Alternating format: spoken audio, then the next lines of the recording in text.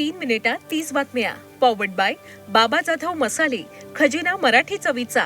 अस्सल खा, अस्सल रहा.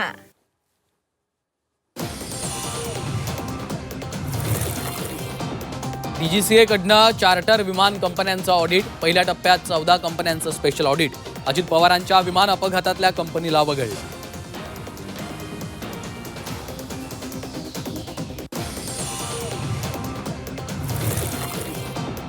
अपघाताच्या एक दिवस आधी दादांना प्रफुल्ल पटेल की कुणाचा तरी फोन आला होता. राष्ट्रवादीचे उपाध्यक्ष प्रमोद हिंदूरावांचा दावा. फाईल क्लिअर करण्यासाठी दादांना फोन आला, हिंदूराव यांचा दावा.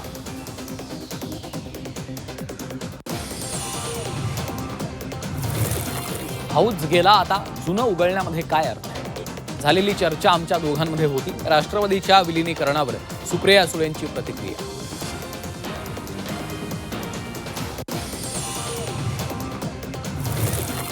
मुंबईत होणार माशांचा दवाखाना. राज्यातील पहिला प्रकल्प वर्सोव्यात होणार. शोभिवंत मासे पाळणाऱ्यांना मोठा दिलासा.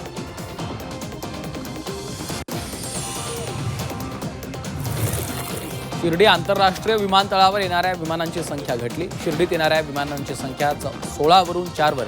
टॅक्सी व्यवसाय कोलमडल्यानं टॅक्सी चालक आर्थिक संकटात.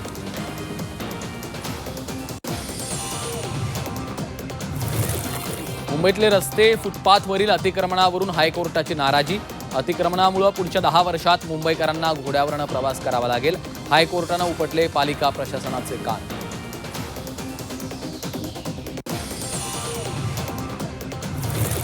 शेतजमिनीवर बांधकामासाठी NHची अट रद्द. बांधकाम आराखडा हीच परवानगी असणार. जमीन महसूल कायद्यात सुधारणा. महसूल मंत्री चंद्रशेखर बावनकुळेंचा निर्णय.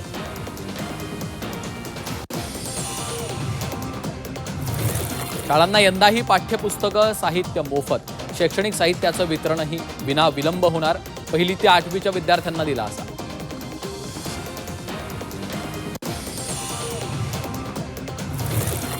माथेरानमधील ई-रिक्षा बंदीला तुर्तास स्थगिती.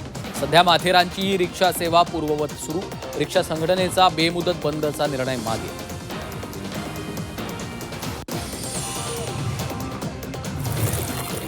व्हॅलेंटाईन्स डेमुळे गुलाबाला भाव. फुल बाजारात गुलाबांना मागणी वाढली. किरकोळ बाजारात गुलाबाचे दर वाढले.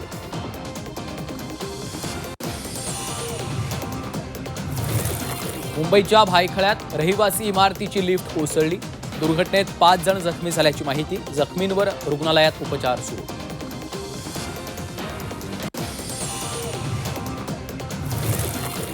नाशिकच्या बागलाणमध्ये भूताची अफवा. भूताचे फोटो व्हायरल झाल्यानं दहशतीचं वातावरण. अफवा पसरवणाऱ्यांवर कारवाईचा इशारा.